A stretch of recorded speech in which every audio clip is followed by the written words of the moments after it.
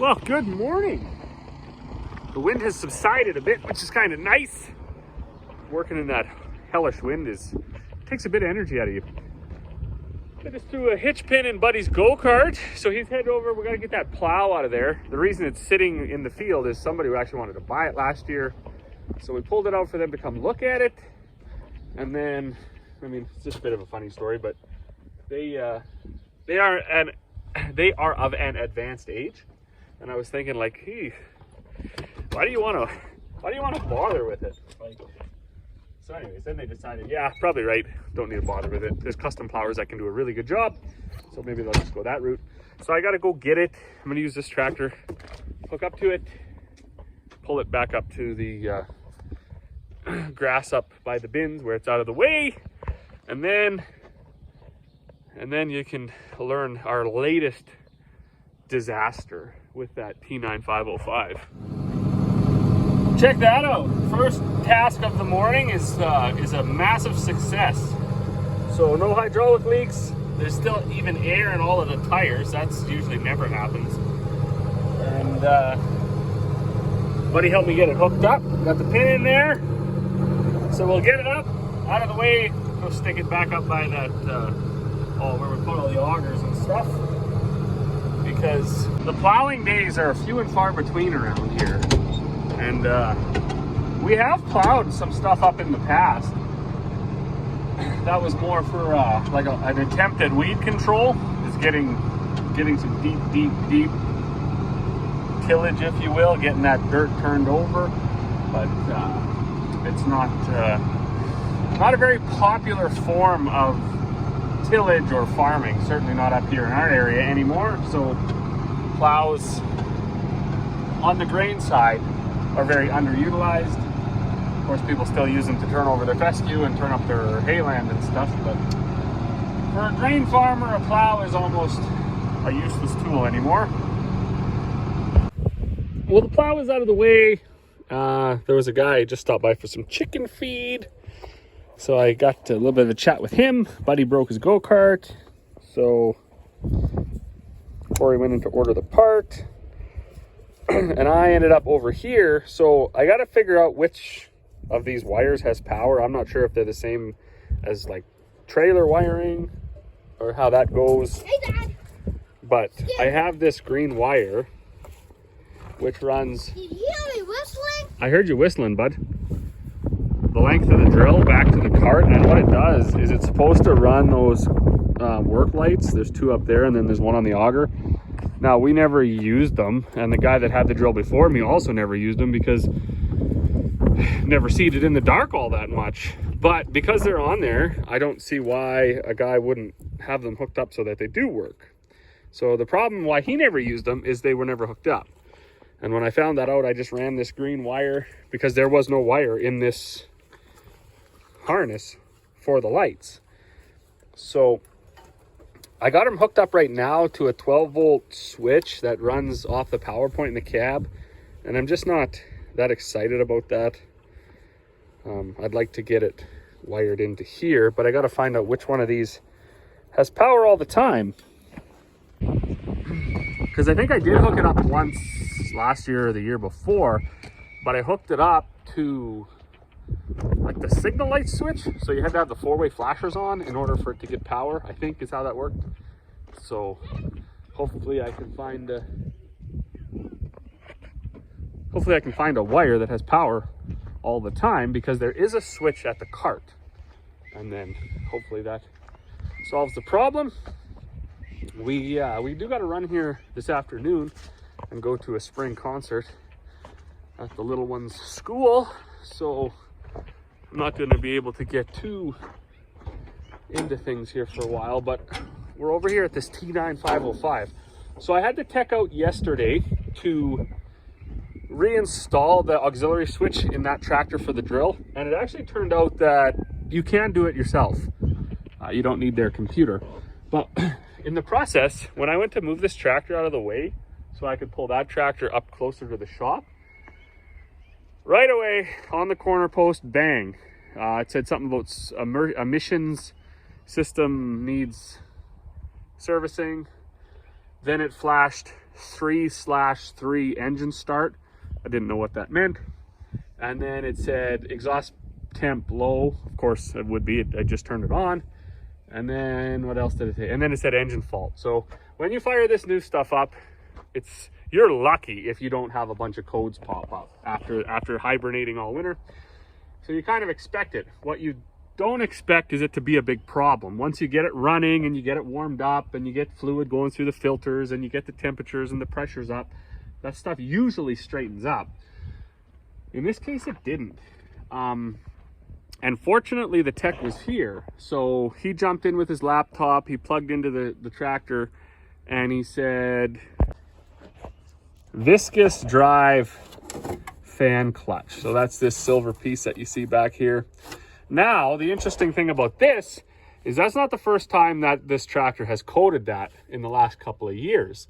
However, when the engine fault comes on, it's so intermittent, and then it goes out, and it goes out for like hours and hours and hours. One time it went out for the whole season. So last spring, the tech came out to see why the engine fault code was on, and he said it's your viscous fan. But he checked for, I think he checked for resistance, and the numbers he got were just out of spec. So we said, go ahead, order the viscous fan. And when I called them in the morning to order it, they said, oh, it's 6 months before you can get one. And I thought, holy cow, well, order one anyways.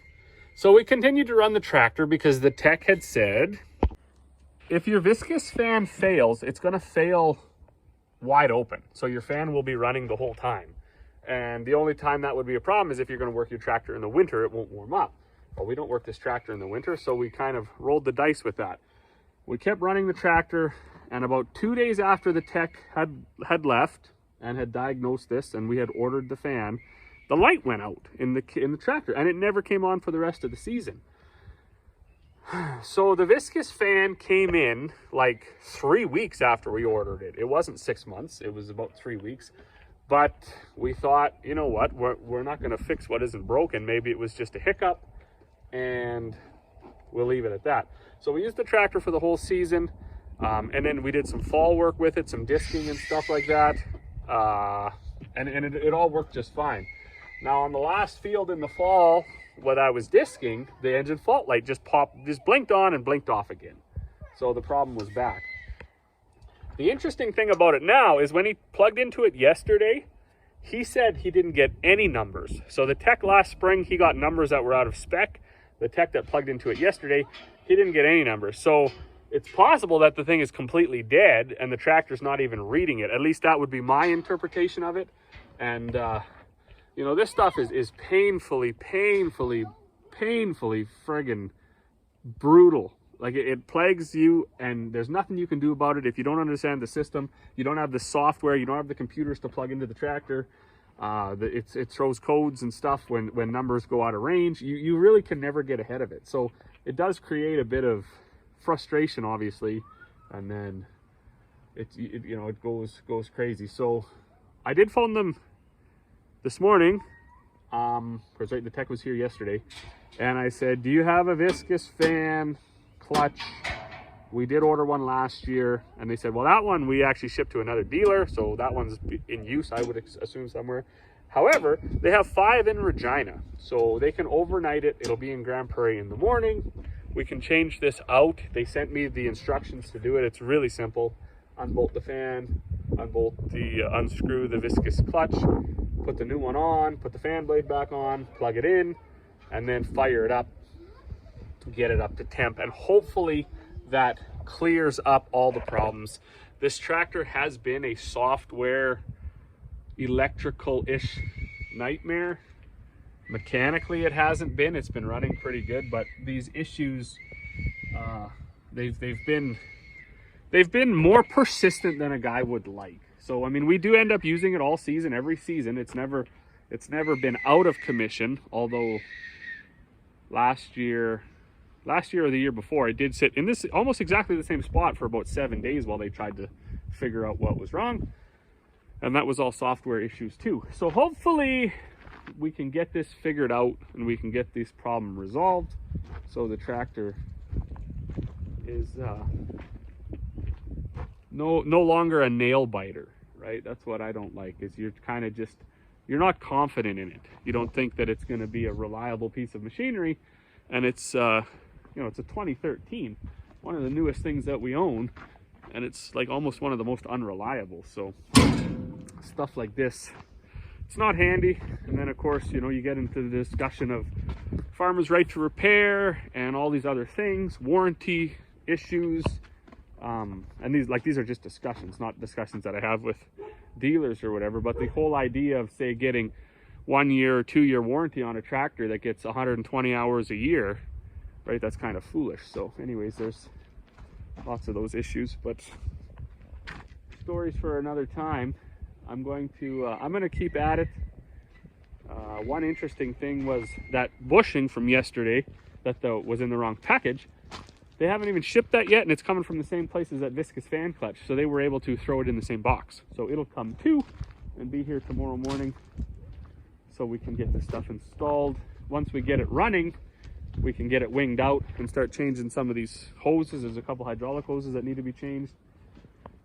Reason why we can't start it up right now is because we only got 3 starts. After 3 starts, it'll lock up, and then you'll have to get the tech out, and he'll have to do whatever they do with their computer so you can start it again, because it's gonna derate, is why this kind of has come to a head now. All right, well, back from town, back from the daughter's spring concert. Went pretty well, but I'm under my drill installing rollers. So how does this go? It's really not possible to do it with one hand, so I'll have to just explain it.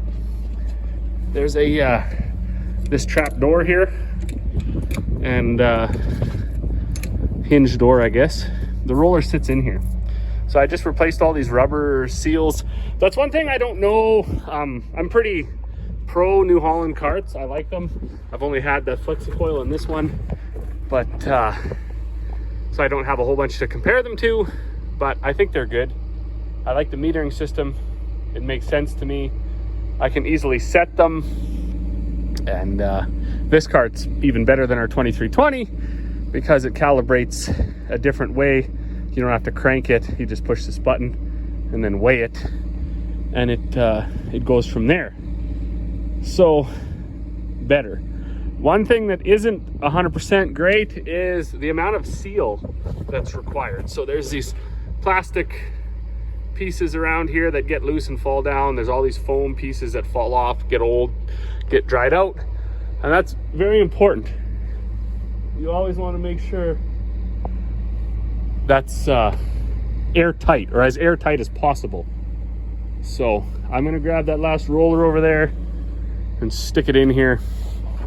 When you stick it in, the only thing that matters is on this side there's this traveler here, which has to it has to be able to go around on this little fork, because there's a little bit of an agitator in there that keeps the seed or the fertilizer from bridging off across this whole length. It just oscillates back and forth to keep the material moving, is my understanding anyways. And so you want to make sure that that's right. And then these motors, they're spring loaded, so you pull them back and this will seat in on here, and that's what drives it. So pretty straightforward, but like I say, not possible to do with one hand. So once you set that roller in there and you swing that door open, you got to cam these little finger snappers over. And that is one thing that no matter where you encounter these in life, you're gonna have sore fingers, because opening them, they got quite a bit of jam behind them, and closing them is quite difficult. So that one didn't get enough rust check, you see. I also just about caught myself being, well, I didn't just about caught myself, I caught myself being that cheap old farmer.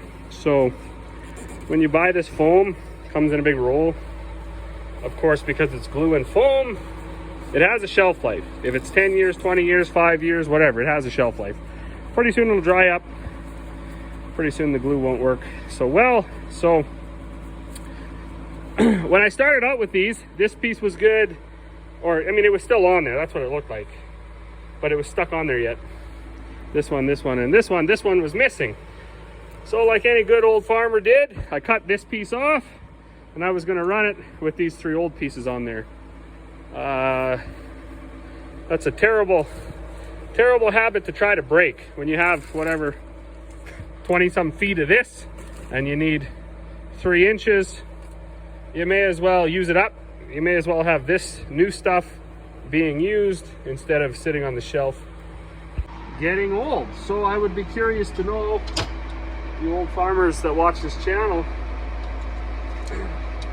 do you even the young guys, do you find yourself doing that where you're trying to cheap out, or are you the kind, because I've met guys that are just like, nope, all new, do it all new, and they're usually have less problems than the rest of us that try to do, well, I'll just, you know, this piece isn't so bad, I think I'll run it for another year, when you have the stuff right there to do it. Oh, good evening. It's 8 o'clock, so the wind finally went down, so I'm gonna start making my bags.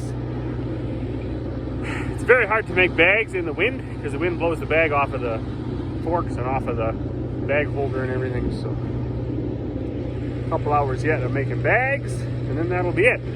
As far as the day, it was pretty good, pretty successful day. I got this drill, this tractor, this cart, everything put together, everything's greased, filters are blown out, so it's ready to go. Once I fill it up with fertilizer and seed, I can calibrate it and it'll be ready to seed. This one, obviously, we don't even want to try to start the tractor because we only get 3 starts and it'll lock up, go into limp mode, go into derate, do whatever. Then you're gonna have to get the tech back out. From what we understand, if we don't start it, we get the viscous fan drive clutch tomorrow, we put it in, then we start it with the new clutch in it. If that's the problem, everything should turn on, the codes should automatically clear themselves, and we should be fine. So hopefully that comes tomorrow. Plow's out of the way. I'm just gonna grab the tractor. That can, it'll speed up my bag making process. So as always, thanks for watching. We'll see you all on the next one.